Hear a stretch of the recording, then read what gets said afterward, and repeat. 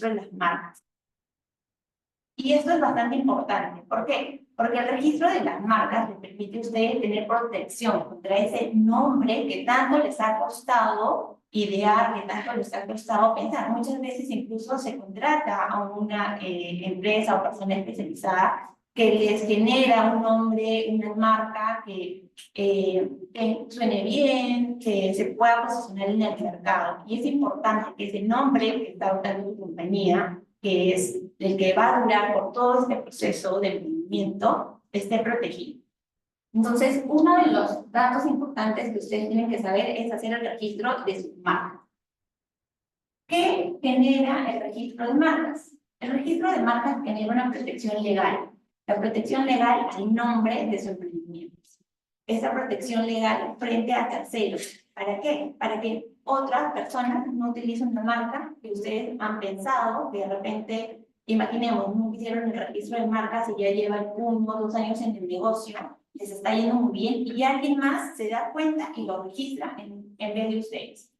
Esta inscripción de la marca en el copy les genera esta protección de que yo, Miriam Calci, soy titular de esta marca, yo, Miriam Calci, puedo hacer el uso y disfrute de esta marca. E incluso, si su emprendimiento crece tanto que pueden derivar esta marca, comercializarla a terceros y pueden generar también una ganancia para que más personas utilicen su marca y obviamente ustedes tienen ahí un grupo adicional. Ahora, el registro de marcas también crea valor al negocio, ¿no? Al ser mi nombre es la reputación que yo tengo en el mercado, me crea valor a mí misma como marca, poder tener una inscripción y poder demostrar que realmente soy la dueña. Limita el uso de la marca a terceros, como ya les había comentado. ¿Qué pasa si, por ejemplo, yo ya tengo todo el branding, registré mi marca, y veo por ahí, cuando estoy paseando en una galería, que otra persona, otra empresa tiene mi marca? Yo puedo limitar su uso, yo puedo accionar para que esta persona cese de utilizar una marca de la cual yo soy titular, que está haciendo un aprovechamiento indebido de la misma. Es territorial. ¿Esto qué quiere decir? Cuando yo hago el registro de marcas, eso aplica solo para el Perú. Entonces yo, por ejemplo, puedo decir una marca que tenga solo un mercado virtual por el momento, ¿no? Y le va muy bien y comienzo a comercializar a Colombia, Ecuador. Mi marca registrada solo vale para qué. Cuando yo quiero una protección en otros países donde yo veo, por ejemplo, en Colombia, le va excelente, me quiero expandir, abrir una tienda allá, tengo que ir a ese país y registrar mi marca. Porque cada marca territorial, cada país rige sus propias normas de protección al consumidor y obviamente también sus propias normas del procedimiento de realización de marcas. El ente encargado, como ya les comenté en el de copy, básicamente el procedimiento que se hace es, lo que se sugiere siempre antes de iniciar su negocio es hacer esta búsqueda, que es gratuita, de si la marca que estoy yo pensando, considerando tener, tiene alguna similitud con alguna otra que ya esté en el mercado. Entonces, yo hago una búsqueda y si todo me sale perfecto, tengo un examen de viabilidad con un de repente 80% de que la marca efectivamente pueda ser usada en el proyecto que yo tengo, entonces va y le comienzo a hacer la solicitud de registro de marcas. ¿Okay? Esa solicitud de registro de marcas tiene un costo, una tasa que se paga, incluso también por internet, pueden usar el pago.p, que es de 539.99 soles por marca y por clase. ¿Por qué esta aclaración? Cuando uno registra una marca, de repente la clase a la que quiero yo acceder es una clase de restaurantes. Entonces yo tengo que pagar por esa clase y por esa marca. Si yo además veo que mi negocio va creciendo y también quiero utilizar mi marca para una actividad similar u otra distinta que está en otra clase, por ejemplo, de la 39, me estoy pasando a la clase 60. Entonces tengo que hacer un pago por esa segunda clase. ¿Okay? Esos pagos son por marca y por clase. Estos montos al inicio pueden parecer para un emprendimiento donde obviamente todavía no estoy recibiendo, más bien solo estoy gastando, pueden parecer altos, pero lo cierto es que la protección que me genera te abarca por 10 años. Yo tengo mi marca asegurada 10 años. ¿Vencidos los 10 años, lo pierdo? No, esto es renovable. Puedo renovarlo cada 10 años, incluso 6 meses antes, puedo hacer la renovación. Entonces puedo tener mi marca protegida infinitamente mientras obviamente la siga renovando, ¿no? Y el Indecopi, a raíz de estos emprendimientos, como ustedes están saliendo, ha sacado una tasa especial. Una tasa que aplica para los MIPES, donde al precio de 529.99 soles se le aplica un descuento del 25%. Ahora, para acceder a esto, sí te piden dos condiciones, que uno, que tengas un RUT de empresa, ¿no? Y que estés registrado en el régimen, ¿ok? Con estas, en el régimen MIPE. Entonces, con estos dos requisitos, pueden aplicar al descuento. Una consulta, mi hijo creó una marca en el 2020, pero no lo registró. Pero ahora hay otra persona que está utilizando su marca, o sea, la marca que creó mi hijo. Ya, a ver. ¿Cómo sería eso? Yo, para poner un poco de orden, vamos a poner todas las preguntas al grupo, ¿ok?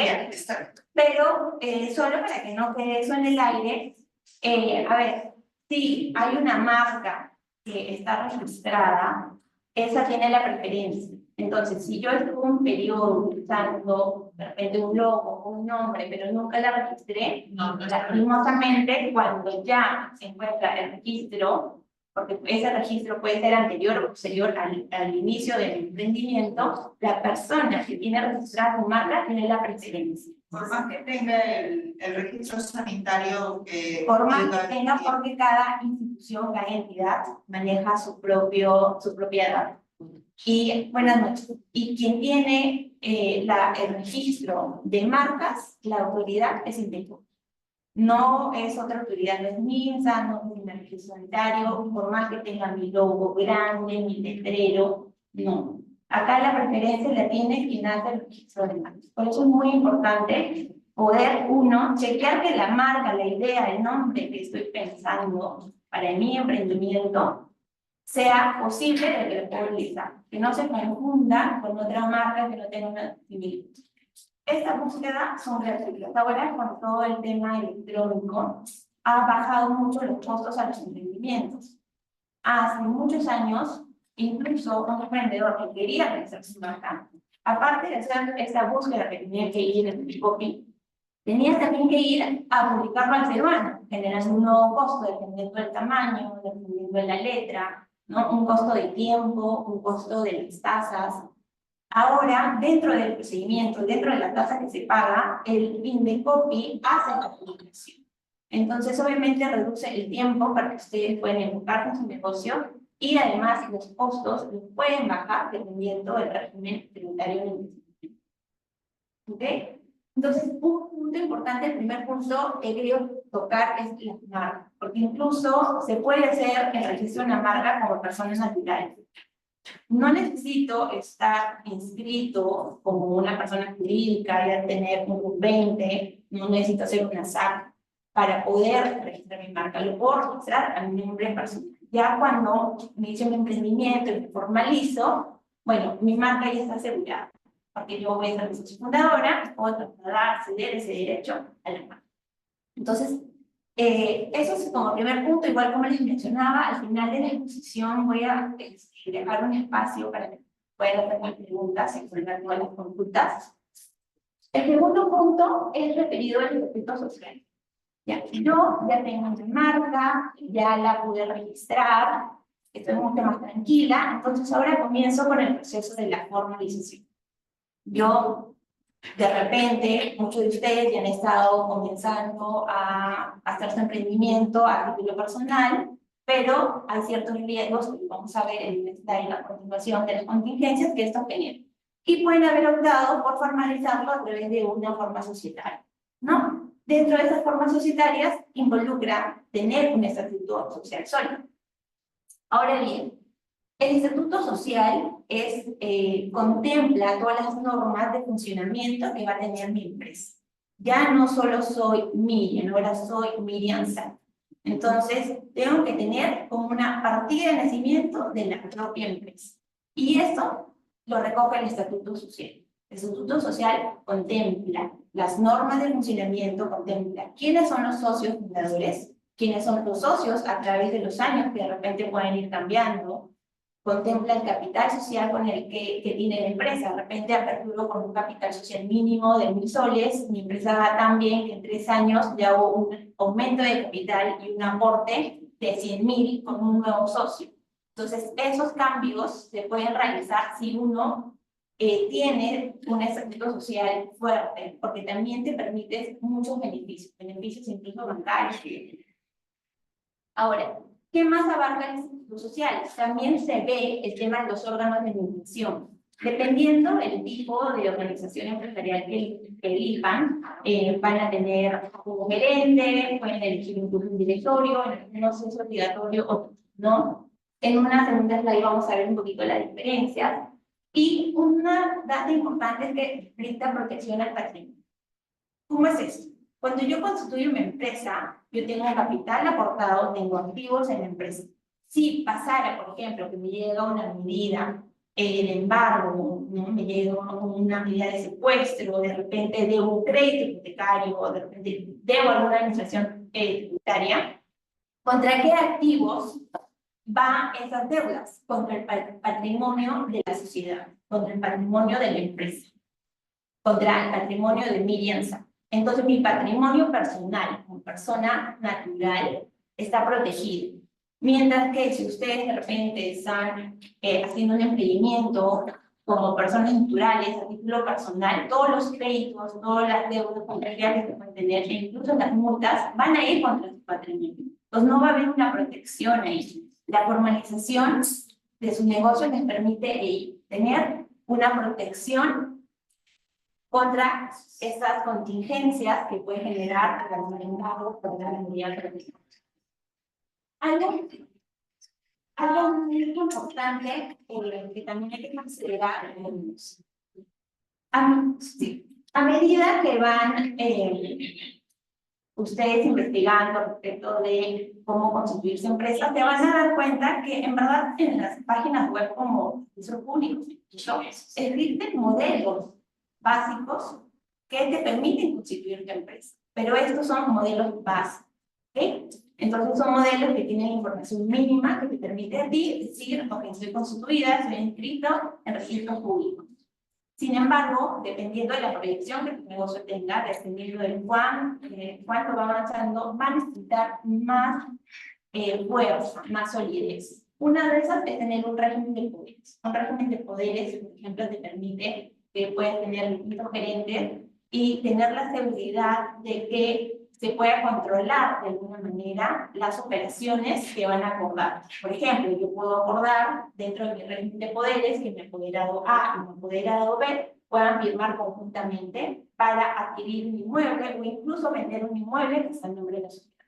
Son figuras mucho más complejas que generan gastos adicionales a medida que el emprendimiento va creciendo. ¿Por qué? Porque se necesita hacer un acta de junta general de accionistas, se necesita pagar por notaría, se necesita pagar por registro público, ¿no? Y esto obviamente genera un gasto adicional. A veces, cuando ustedes inician el su emprendimiento, es importante saber y ser conscientes de la proyección que tienen, ¿no? Si puedo hacer un gasto ahora mayor y tener una estructura societaria consolidada, con un estatuto fuerte que contemple todo esto, mejor. Y si no, tienen una opción que ya es lo que les digo, que es una más básica, que contempla lo esencial y que incluso lo manejan notarías como inscripción automática o también el modelo que pueden tener. Mi sugerencia, hacer un solo gasto y tener una estructura consolidada. Pero está igual a la disposición de cada uno cómo va la proyección de su empresa. Antes de pasar al tercer punto, me quisiera que pudiéramos ver este cuadro de las principales organizaciones empresariales que tenemos en el país. ¿Okay? Como ven, son 6. No todas aplican para los emprendimientos porque depende mucho de la proyección. Podemos tener una sociedad anónima, de ahí se deriva una sociedad anónima abierta, una sociedad anónima cerrada, por ejemplo. Tenemos también una sociedad comercial de responsabilidad limitada, una IRL, que son empresas individuales donde solo yo soy el socio, ¿no? Y solo yo, al ser el único, también soy el gerente. Y tenemos otro tipo de empresa que es la sociedad de acciones cerradas simplificadas, ¿no? Son las SACs.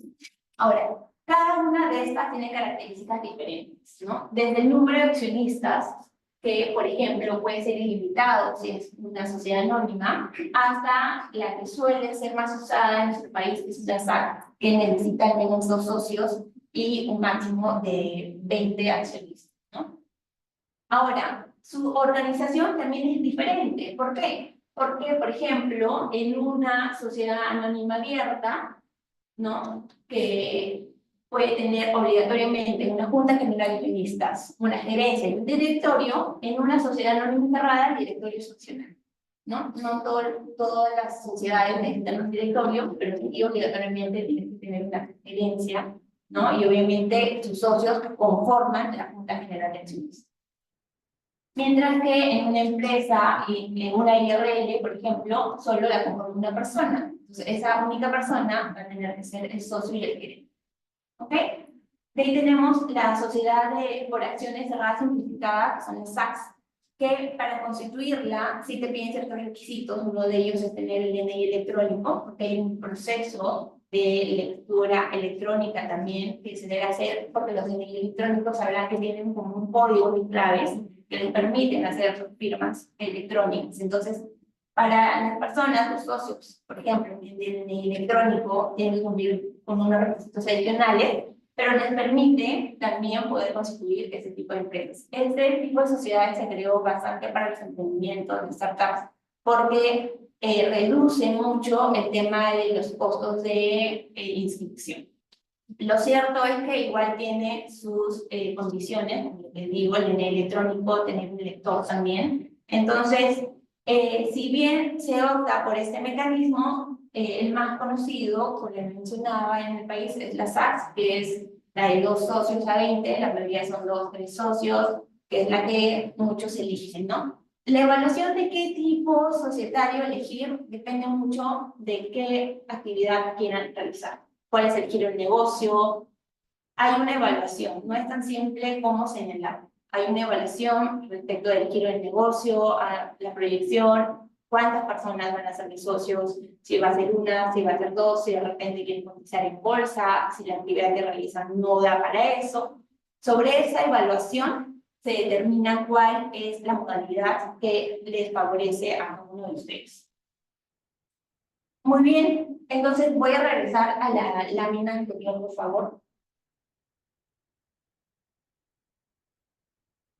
Entonces, ya teniendo un estatuto sólido en el que contempla estas normas de funcionamiento de mi empresa, algo muy importante que también se tiene que tener es el convenio de accionistas.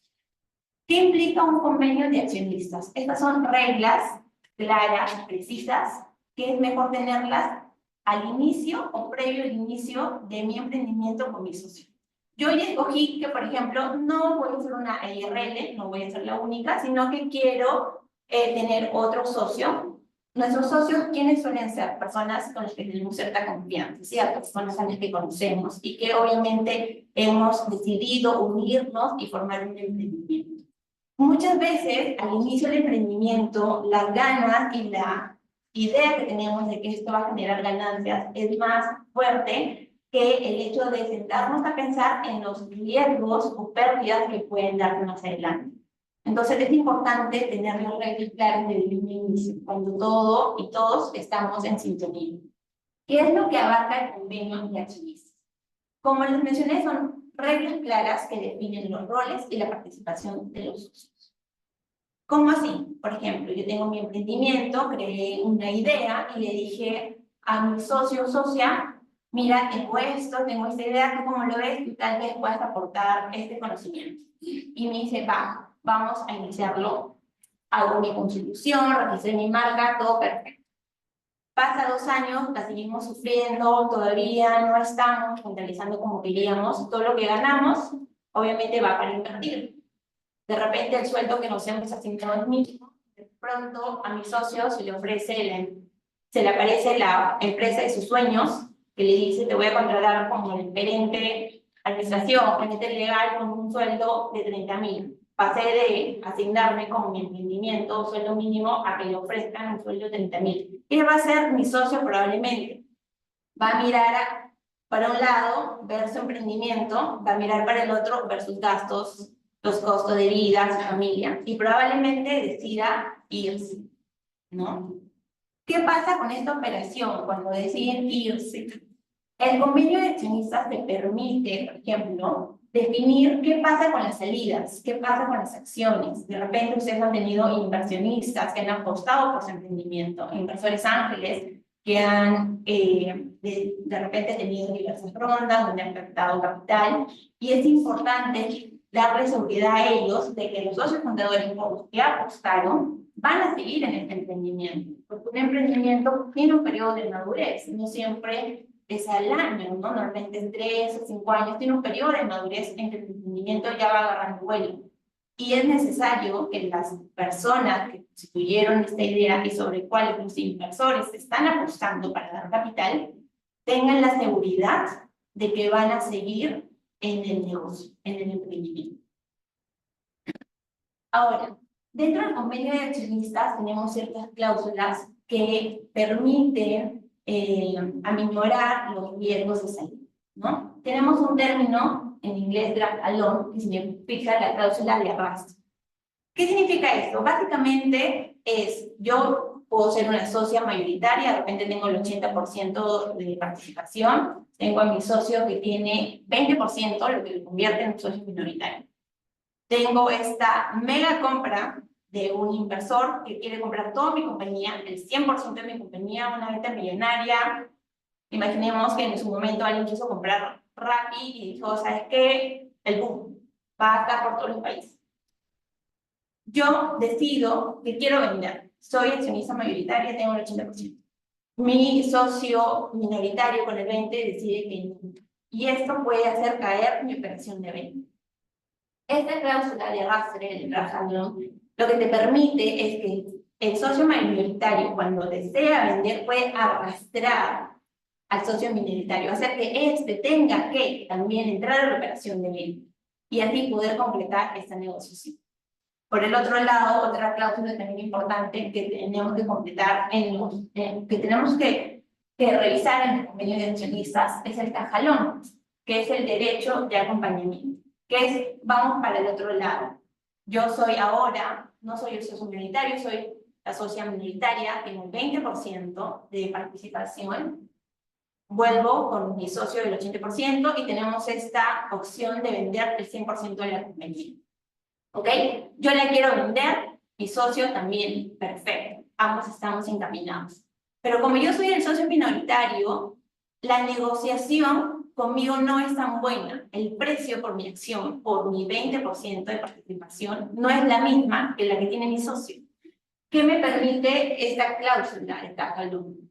Que yo en la negociación tengo el derecho de acompañar, ¿no? De sumarme a la negociación que hace el socio mayoritario. De tal manera que el socio mayoritario le ofrecen X, a mí también me ofrezcan X, y no me den un valor menor por mis acciones. Entonces, esas son cláusulas, son un poco más específicas, son un poco más legales, que se deben complementar en el convenio de accionistas. ¿Ok? Muy bien, entonces, estos son los 3 principales aspectos básicos que debemos tomar en cuenta cuando estamos en un proceso de formalización.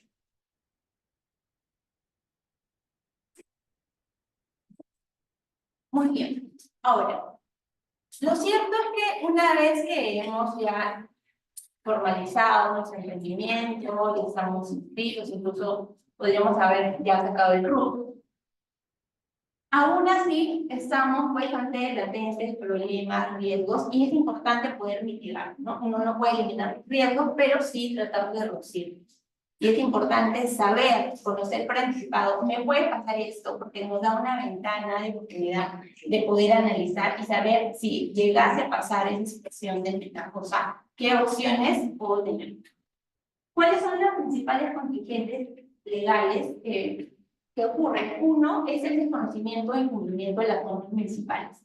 Cuando yo aperturo mi local, es necesario que yo vaya a la municipalidad, a la jurisdicción donde me encuentro, por ejemplo, Santiago de Surco, y tramite mi licencia de funcionamiento, ¿ok? Para evitar multas. La licencia de funcionamiento es de periodo indeterminado, pero está sujeto a una fiscalización posterior para ver que efectivamente sigo cumpliendo con las reglas de funcionamiento.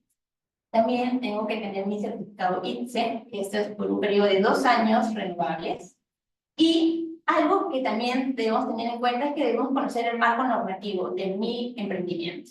No es lo mismo, de repente, que yo inicie un emprendimiento de venta de ropa que un emprendimiento donde tengan que vender algún medicamento. Obviamente, cada uno va a tener regulaciones diferentes. Si yo soy, por ejemplo, vendiendo algo médico, tendré que sacar certificado de sanidad, de repente algún permiso especial para residuos, eliminación de desechos médicos. Entonces, tengo que ser consciente y conocer cuáles son los procedimientos que aplican a mi giro de negocio. No solo basta con una licencia de funcionamiento o un certificado X. También tengo que investigar, asesorarme respecto de cuáles son las obligaciones que tengo que cumplir si tengo un giro determinado. Un segundo punto que ya les había adelantado es el tema de no registrar las marcas a tiempo. Porque pasa, como bien lo habíamos comentado, de que yo ya tengo 2 años con mi emprendimiento, mi marca se está posicionando en el mercado y de pronto veo que otra persona tiene esa marca registrada. Y todo ese proceso, desde, no solo desde la constitución de la empresa, sino desde antes, desde la idea, todo lo que invertí en el branding, todo lo que invertí en el logo, obviamente se pierde porque ahora tengo otra persona que tiene el derecho de decirme a mí que su marca que tiene registrada no la puedo utilizar. Por eso es bastante importante hacer el registro del mercado. Otro punto importante es no contar con el libro de reclamaciones.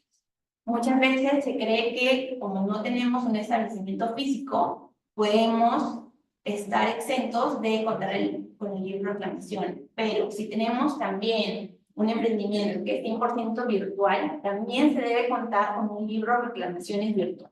El libro de reclamaciones puede ser físico o puede ser virtual, pero se tiene que tener. ¿Ok?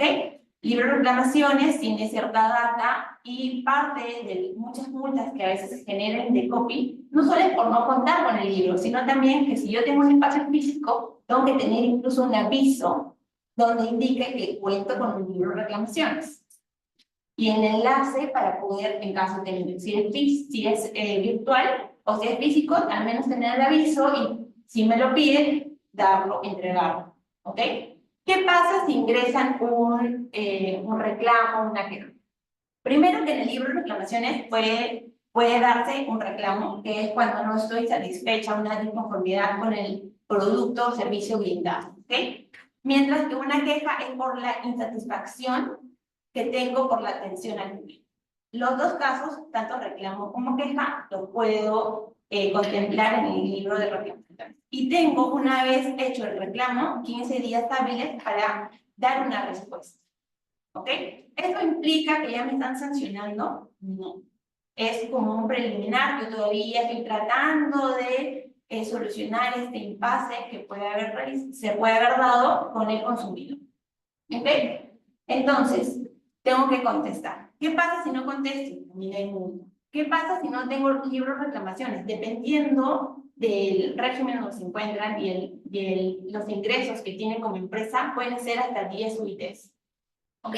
La UIT ahorita está en 5.150 soles, lo que implica que pueden tener hasta una multa de 50.500 soles. Pero sí, a veces en estas pequeñas cositas son las que nos generan gastos fuertes para un emprendimiento que recién está empezando y que más bien lo que necesita es liquidez. No estar perdiendo el dinero en esas cuestiones que sí las podríamos solucionar si las hubiéramos conocido por anticipado. Y un punto importante es la asesoría adecuada. ¿Con qué me refiero con eso? Cuando ya tienen un grupo, lo segundo probablemente que comiencen a pensar es cómo hago con mi tributación, ¿no? Es importante asesorarse con un contador elegir el régimen tributario que les corresponde a ustedes. ¿Por qué? Porque si vemos en el slide siguiente, dependiendo del régimen, tienen pues diferentes obligaciones. En uno voy a tener que contar con muchos más libros contables, de repente tener pues un número de trabajadores, hay límite, no hay límite. Lo puedo hacer yo como persona natural, no necesariamente tiene que ser mi empresa que esté asociada a un régimen tributario. ¿Okay? Por eso es importante contar primero con un contador. Ahora, algo que pasa muy frecuentemente es que la gente se asesora, puede buscar de repente un contador, pero funge con otras profesiones. Un contador que a la vez es abogado, un contador que a la vez es administrativo. No. ¿Por qué? Porque si bien todos podemos tener, no sé, conocimientos básicos de cómo redactar contratos, lo cierto es que hay un especialista adecuado para ello, ¿no? Entonces, muchas veces pasa que generan contratos que incumplen, por ejemplo, normas laborales, ¿no? De repente tengo un trabajador, corrección, de repente tengo una persona con un contrato de locación de servicios que, si yo veo los requisitos mínimos para ser considerado trabajador, los cumple. ¿Cuáles son? Prestación personal de servicio. Me presta servicio él, Juan Pérez. No me puede prestar otra persona. Ok, entonces Juan Pérez hace la prestación personal de servicios, cumple. Tiene una subordinación, yo le doy tareas, no le doy directrices, está subordinado a mí, cumple. Tiene una remuneración, le doy un pago. Entonces, el papel puede decir locador de servicios, pero lo cierto es que cumple los 3 requisitos para ser considerado como un trabajador. Y es por eso que también se necesita una asesoría al inicio de cada emprendimiento. ¿Significa que tengo que contar con un abogado mes a mes mensual con un contador? No es necesario, porque se puede estandarizar los documentos. Se puede crear plantillas de contratos según las necesidades de la empresa. ¿Okay? Entonces, ¿qué pasa si, por ejemplo, incumplen infracciones laborales? Tienes una FIP y otra multa más. ¿Ok? Y las multas van dependiendo de la gravedad de la infracción y dependiendo de los trabajadores. Recuerden que las multas es por trabajador. Entonces, si yo infringo con 5 trabajadores, mi multa va a aumentar. ¿Ok? Y además, como pueden ver, la clasificación de las infracciones laborales también está definida por si es micro, pequeña o no es micro, o gran empresa. ¿Ok? Entonces, por eso es importante buscar una asesoría legal y una asesoría contable, una asesoría que les permita a ustedes tener toda esa imagen de qué es lo que mi emprendimiento necesita y poder mitigar los riesgos y obviamente evitar sanciones. Muy bien. Ahora, ¿cuáles son las recomendaciones para la suscripción de los contratos? Acá lo he dividido en 4, ¿ok? El primero, como ya les había adelantado, es la estandarización de documentos.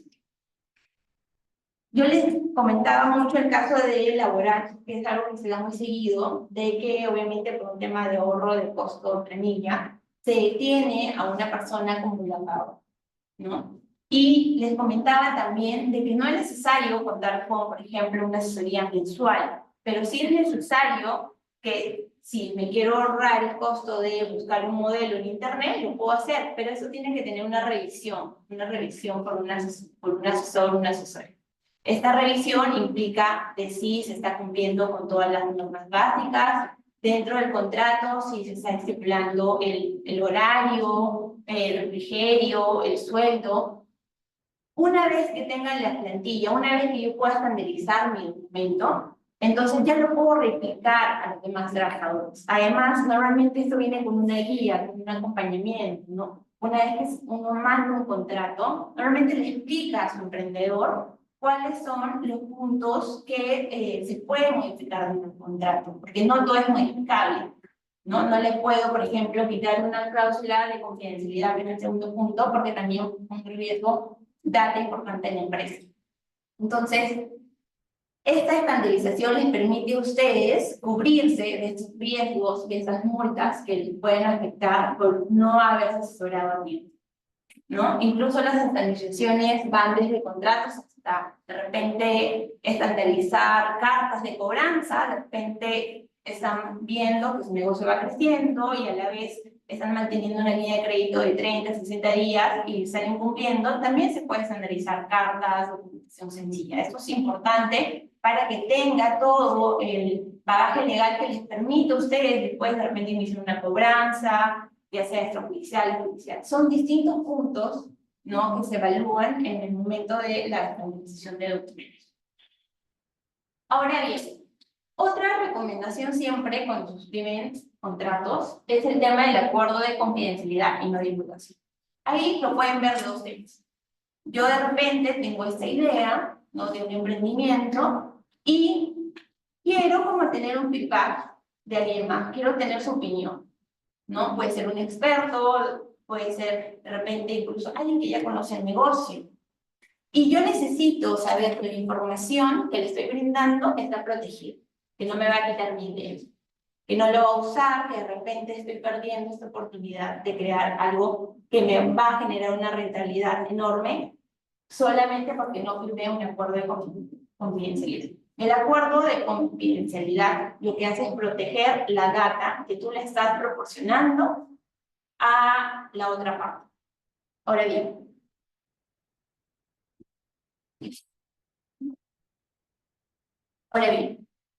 ¿qué tenemos que tener en cuenta cuando celebramos un acuerdo de confidencialidad?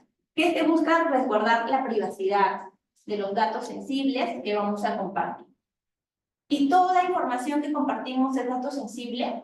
No, no necesariamente. Por ejemplo, yo puedo decidir abrir un restaurante y comienzo a chequear por la zona cómo va la afluencia, cuántos carros pasan, cuántos cartones, comienzo a ver el ticket para ver más o menos cuánto sale a la semana de pedidos, ¿no? Esa información probablemente a mi competencia no la asume y no me va a quitar ninguna información sensible y puedo compartirla sin necesidad de firmar un acuerdo de confidencialidad. Mientras que puede haber otro caso donde quiero crear un software, tengo una idea, ¿no?, que de repente es un chip revolucionario y sí puede generar que mi competencia la genere mucho antes que yo y pierda, obviamente, la protección de estos datos sensibles. Ahí es donde yo puedo optar por celebrar un acuerdo de confidencialidad. El acuerdo tiene que contener mínimo la identificación de las partes. ¿Con quién estoy celebrando este contrato? Tiene que tener un detalle del objeto, esto es, qué información es considerada sensible, la obligación, como está en el título, de no divulgar esta información. ¿Y qué pasa si la divulga? ¿Qué sanciones hay cuando estos secretos, esta información sensible es divulgada por la otra parte? También se tienen que establecer sanciones y cláusulas específicas a cada caso en concreto. Ahora, toda información que pueda manejar un tercero ingresa como confidencial. No, porque también la puede obtener de otros medios, de repente información que yo mismo publico o que es de acceso general. Esa obviamente no le puedo decir porque tú lo tienes, te voy a sancionar, ¿no? Porque es información que puede adquirirla de otras formas. Y hay modalidades de acuerdos. Hay un tipo de acuerdo que es bilateral, que es dos partes, ambos nos intercambiamos información confidencial. Hay unilateral, donde solo yo estoy brindando esta información sensible, y una modalidad que es abreviado, donde no entrego documentación, sin embargo, en una reunión yo le muestro una foto, un video, le comento, no tan detalladamente, pero le comento el video. Entonces, también ante eso, sin entregar documentación, puedo hacer que se suscriba un acuerdo de confidencialidad. Muy bien. Muy bien. Y también tenemos otro punto importante, que es la cesión de derechos de propiedad intelectual. Yo he creado algo y tengo que protegerlo. O, por el otro lado, alguien más ha creado algo que yo quiero y quiero que me lo ceda. ¿Ok? Entonces, mediante la cesión de derechos de propiedad intelectual, lo que permite es que una de las partes transfiera esos derechos hacia mi persona. De repente yo contraté a un locador, ¿no?, para que me cree un programa Y si yo no le contemplo dentro de su contrato de locación o como un acuerdo aparte adicional la cesión de derechos, por más que yo esté pagando por ese servicio, ese programa, por ejemplo, ese software, no va a ser mío. Pero es importante siempre tener esta cláusula dentro de los contratos. Ahora, una vez que me ceda estos derechos, ahora yo voy a ser considerado el titular de los bienes. Esa persona ya cedió esos derechos, ¿ok? Y finalmente, ya para ir a la ronda de preguntas, algo muy importante también es el tema de no competencia. Muchas veces cuando estamos emprendiendo, estamos en startup, tenemos un intercambio de ideas con nuestros trabajadores, ¿no? Y puede ser que de repente uno de ellos se quiere ir a la competencia, ¿no? Que nos puede poner cierta desventaja. Una de las cláusulas que también se suele poner y se recomienda en los contratos es de esa restricción contractual por un periodo determinado, ¿no? Para que se puedan proteger los intereses comerciales de mi emprendimiento. Entonces, hablamos de una restricción en la cual la otra persona, un trabajador, se compromete a no trabajar en empresas que compiten conmigo o no iniciar un emprendimiento con mi idea. ¿Ok? Ahora, esto que busca proteger información sensible, secretos, dar obviamente información de las inversiones, el movimiento de la propia empresa, pero también tiene que cumplir criterios de razonabilidad y proporcionalidad. ¿A qué está referido esto? Que yo no le puedo, dentro de lo obviamente razonable, dentro del periodo contractual, se le puede pedir a este trabajador la no competencia.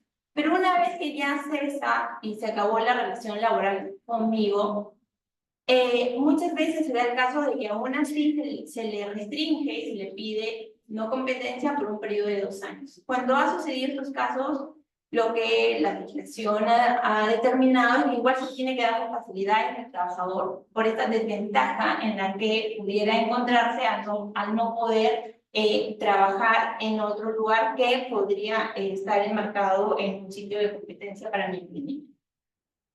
¿Ok? Entonces siempre se tiene que especificar la duración, tiene que ser razonable y tiene que tener el alcance de las actividades conflictivas.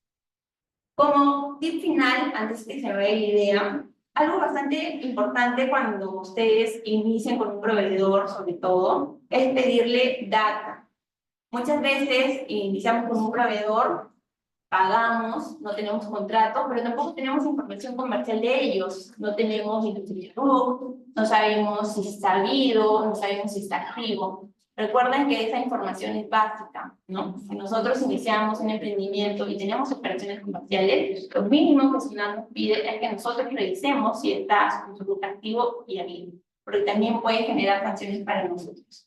Dentro de la documentación se suele pedir es la vigencia de poder para saber que la persona con la que estoy firmando es representante y tiene las facultades para firmar la documentación en nombre de la empresa, la ficha RUC y, de ser posible, los DNIs.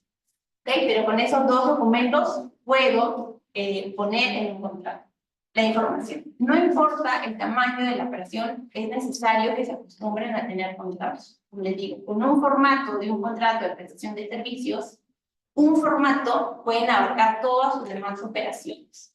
Contrato les va a permitir a ustedes saber con quién están firmando, el plazo, qué es lo que van a obtener, porque si ustedes no delimitan exactamente qué producto les van a entregar, tampoco pueden reclamar qué es lo que están entregando, es decir, conforme lo que habían acordado o no.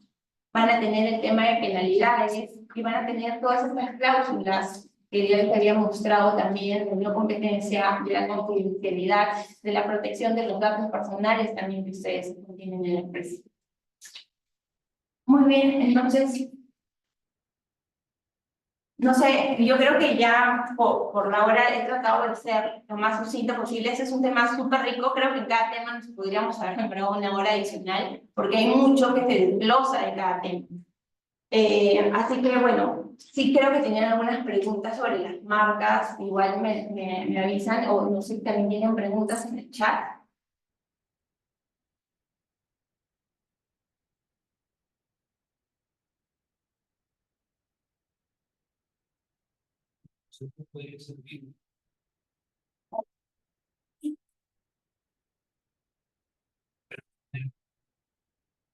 Claro, acá preguntan respecto a la asesoría en los contratos. Sí, o sea, una asesoría legal involucra que estructuren un formato de contrato, ¿no? Que estructuren, no necesita decir el nombre de las partes, pueden decir, ¿no? Pero sí hay una identificación de las partes. Tiene que tener el RUC, tiene que tener la dirección, por ejemplo, si les va a notificar alguna carta notarial, si de repente de cobranza. ¿Dónde lo vas a hacer si no tienes un contrato y tampoco tienes una dirección? De repente te das cuenta que en el RUC está la dirección no habida o no, simplemente no existe una dirección a donde llegar. Entonces el contrato te especifica este procedimiento, ¿no? Dónde se realizan las notificaciones, se especifica el objeto. De repente estoy comprando 100 sillas de determinado tamaño, determinado color, porque las quiero ambientar para mi auditorio. Y llega otro producto, de repente plástico, yo pedí madera, llega marrón y pedí negro, y tampoco puse ninguna sanción, porque lo que sí es cierto es que a veces creemos que una orden no contempla toda esa información, pero no lo hace, y eso está reposado en el contrato. En el contrato se puede poner las penalidades, de repente, si no llega el pedido completo, retengo el 20% del valor de venta, de repente tienen un periodo para subsanarlo, ¿no? De repente también contempla el tema de la forma de pago, ¿no? Yo puedo dar crédito, me pueden dar crédito a 30 días y a los 15 días me están cobrando, ¿no? Y me inician con las cartas de cobranza, pero ojo, mi contrato es de 30. Por eso sí es importante tener una estructura legal. Una vez que tengo un formato de prestación de servicios, lo puedo aplicar, porque las condiciones comerciales se pueden modificar, pero las condiciones legales hay que tener bien estructuradas, que son las que no se modifican. ¿Sí?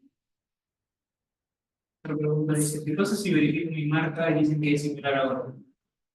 Ok, muchas veces cuando van a hacer el registro de marca, lo primero que les mencionaba es hacer este examen de viabilidad. No, es gratuito, pueden hacer la búsqueda para ver si la marca que quiero inscribir se asemeja a otra. Ahí lo que sucede son dos aspectos, que es básicamente el riesgo que quieres tomar. Muchas veces te sale un 80% de viabilidad, tú dices, ok, estamos bien, voy. Otras veces te sale un 50% y aún así tú decides arriesgarte y decir, voy a hacer que verifiquen. ¿Por qué? Porque las marcas están asociadas a una clase. Entonces, yo puedo tener una marca en la clase 20, ¿ok? Y esa misma marca, otra persona la puede registrar como una marca muy similar en la clase 50 y se pueden registrar ambas, porque las clases, que son las actividades que están relacionadas, no se complementan, entonces permite que dos personas tengan este registro. Diferente sería si yo tengo, por ejemplo, soy Swiss Hotel, que estoy en la clase tenemos 100, ¿no? Hospedaje, hotelería, y quiero crear una marca similar que diga Swiss Hostel. Que se parece mucho, solo cambia una S. Y también va a ser en la misma clase. Entonces, obviamente, ya sea que haya oposición del titular de la marca, porque es algo que también lo pueden hacer, pueden oponerse a la marca, el Indicopy también evalúa las similitudes. Evalúa si fonéticamente suenan iguales, si denominativamente se parecen, y sobre eso te determina en una resolución si es improcedente o procedente la marca. Igual ustedes, una vez que tengan su marca, como les dije, por 10 años, implica que simplemente la dejen en el olvido. No, también es importante hacerle un seguimiento. Porque si de repente en el seguimiento yo veo que otra persona está también queriendo inscribir mi marca, también puedo presentar una oposición a ese registro. ¿Okay? Entonces sí es importante no solo inscribir, sino también hacer fichas. ¿Sí? ¿Qué pasaría si, por ejemplo, yo empiezo con un emprendimiento comercial y después quiero generar una comunidad? O sea, ¿qué pasa si ya lo tengo inscrito como comercial, clase comercial? ¿Ya? Pero después como que me quiero abrir al tema de generar una comunidad. O sea, cambiar de clase, ¿te refieres? Ajá. También lo puedes hacer. Las marcas no solo se pueden asociar a una sola clase. Una marca también puede asociarse a diversas clases. Entonces yo puedo tener mi marca en la clase 20 y la misma la puedo también vincular a la marca 21. ¿No? Entonces te permite, incluso en el tema de las tasas, la solicitud de la tasa adicional de marca es menor, casi la mitad de lo que vas a pagar por tu primera clase. Primera clase, como vimos, son más de 500 soles. Las clases adicionales que vayas pagando son 200 soles. Entonces, te permite, incluso tienen esas facilidades para reducir un poco el costo y aplicar a diversas clases con una sola moneda. Gracias. Sí. Doctora, buenas noches. En el caso de estas cláusulas que protegen por el tema de confidencialidad, no revelar ciertos secretos que he mencionado, también aplican para los socios. Es decir, por ejemplo, si yo tengo mi socio y en algún momento hay un quiebre en la relación y, bueno, rompemos la sociedad, ¿hay alguna forma que yo pueda proteger lo que se ha creado y decir, por ejemplo, que no inicie un negocio similar por un espacio de tiempo? Sí, de hecho, ese tipo de condiciones se pacta en lo que hablamos del convenio de accionistas, el pacto de accionistas, que regula cuáles son las reglas, los roles, pero también qué pasa si uno de los socios fundadores decide salirse de la operación. Entonces, dentro de las condiciones se puede plasmar el tema de la confidencialidad que se ha dado. En la vida real tenemos casos que, por ejemplo, socios, dueños de supermercados que se han deslindado de esa operación y que obviamente han encontrado otras operaciones a donde iniciar su nuevo emprendimiento, ¿no? Obviamente cumpliendo este acuerdo de confidencialidad, ¿no? Todas esas, el pacto de accionistas lo pueden hacer ustedes porque son reglas de funcionamiento. ¿Okay? Ustedes pueden en un documento, se sientan con su socio, lo redactan, lo firman, si incluso lo pueden legalizar para darle mayor formalidad.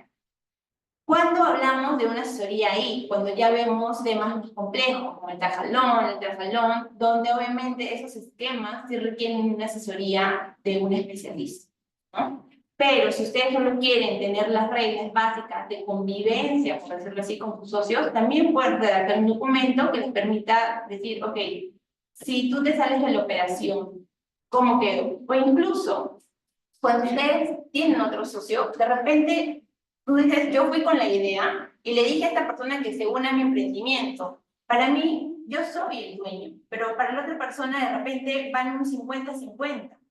Y no se van a dar cuenta hasta que comiencen a retribuir las ganancias o cuando hay pérdidas y tú creas que lo tienes que asumir mitad a mitad y la otra persona simplemente que al inicio te dijo no, yo era el único dueño, ahora te quiere dar obviamente que pagues el monto. Entonces sí es importante tener estas reglas básicas. Bueno, digo, si su operación no es tan compleja, la pueden redactar ustedes mismos para que todo quede claro desde el inicio. Y si tienen una operación de startup que obviamente tiene un crecimiento donde se necesita esto porque tienen inversores ángeles, pues sí necesitarían una asesoría especializada. Sí. Sí, ¿cuáles son los errores que se dan? Mira, los errores más comunes en los contratos, más allá de que de repente no puedan plasmar estas cláusulas, es que no están identificados muy bien el tema de las penalidades. Muchas veces uno se concentra en te pago y recibo esto, pero el contrato sirve para obviamente ponerse en el otro supuesto. ¿Qué pasa si no? ¿Qué pasa si no me entregas el producto, el material que te he pedido? ¿Hay alguna sanción? ¿Se reduce el precio? De repente ha sido tan malo el servicio que tengo que iniciar alguna acción judicial. ¿Cuál es la jurisdicción a donde me tengo que ir? Entonces, sí es importante tener plasmado el pago, sí o sí, y la forma de pago para saber si efectivamente se hace contra entrega, si de repente me están dando un crédito a 30 días, ¿no? Si para eso tengo que primero tener la factura, si me tienen que hacer algún requerimiento de pago. Eso del lado comercial. Y obviamente el tema de cómo voy a aplicar estas penalidades. La penalidad de 100 soles va contra el pago pendiente por hacer, ¿no? O en el otro supuesto que les mencionaba, iniciar las acciones legales en jurisdicción. Lima y tú eres provincia. Ok, decidamos en el contrato que la jurisdicción va a tener Lima, pues yo te estoy contando. Esas son como que las principales que a veces se les pasa porque no ponen claramente todas las instituciones. Sí, Una pregunta, bueno, en el caso de que sea un emprendimiento virtual, online 100%, ¿seguiría el mismo proceso, el mismo procedimiento? ¿Tomaría más tiempo? el procedimiento, ¿cuál de marca te refieres o cuál procedimiento? No, el desarrollo. Lo que se refiere a La consideración. la creación. Sí, en realidad ya sea que vas a ser 100% online o tengas un establecimiento físico o atención presencial, la Constitución es uniforme para todos. Yo decido crear mi empresa, entonces tengo que hacer el tema del acta constitutivo, hacer la notaría, llevar los registros públicos, ¿no? Que normalmente lo haces con la notaría, y una vez inscrito voy a tener pues mi número de partida donde está inscrito mi empresa, con eso me vuelvo.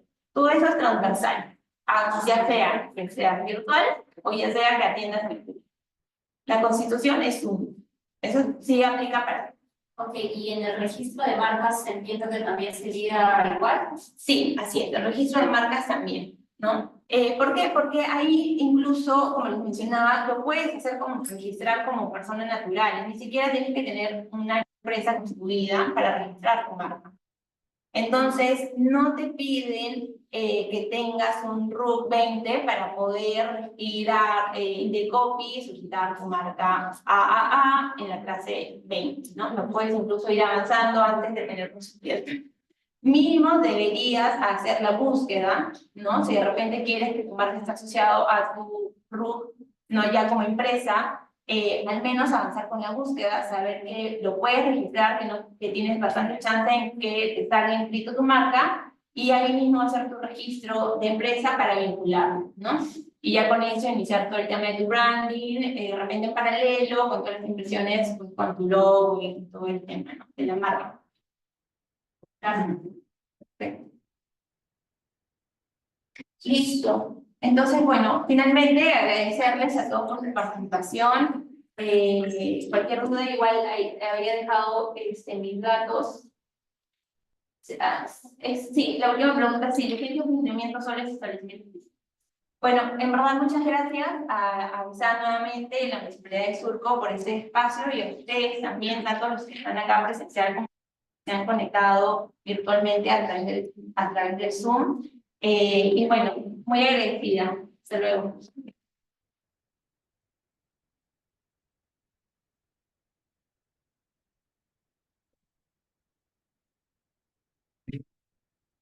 Dale, seguir, por favor.